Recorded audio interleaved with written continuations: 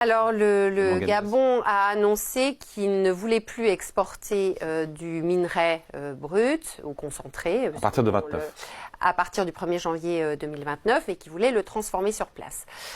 Donc il y a beaucoup de challenges liés à ça et donc on a pris acte de cette volonté. Mais ça ne vous sort pas du jeu?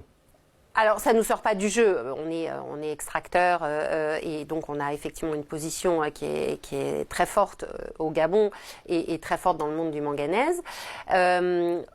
Transformer l'ensemble de la production de manganèse du Gabon sur place, c'est un petit pays, 2 millions d'habitants, hein. Donc ça suppose une augmentation des infrastructures énergétiques, de transport, etc., majeure, massive, énorme.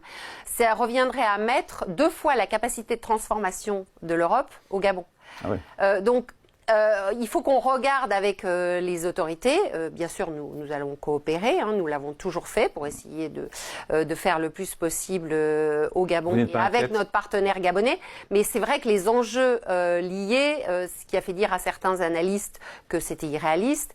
Et effectivement, il y a quand même de gros enjeux de faisabilité pour arriver à le faire dans le temps imparti. Vous êtes inquiet ou pas pour vous, pour Eramet? Il faut que la transformation, elle doit être rentable. Nous, on fait de la transformation du manganèse, on en fait en Norvège, on a trois usines en Norvège, on en a une aux États-Unis, on en a une petite dans le nord de la France.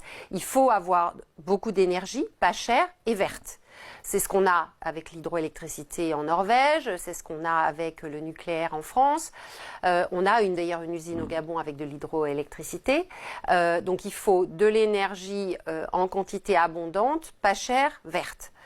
Il faut arriver, c'est donc le cahier des charges que l'on donne. Donc, si ce sont vos standards. Hein. Exactement. Donc, si on arrive à avoir ça, il se peut qu'une transformation locale puisse être rentable. Et si on n'y arrive pas, je pense que le Gabon lui-même n'a pas intérêt à se tirer une balle dans le pied. Aujourd'hui, il génère énormément de valeur par l'exportation du minerai. On paye beaucoup d'impôts, beaucoup de dividendes. L'État gabonais est lui-même donc actionnaire à près de 30% de notre filiale. Donc, il retire beaucoup aujourd'hui de création de valeur liée à cette exportation. Donc, il faudra qu'il fasse ses calculs, de voir qu'est-ce qui est le plus rentable pour le pays, de continuer à exporter ou de transformer plus. Et nous l'aiderons à faire ces arbitrages.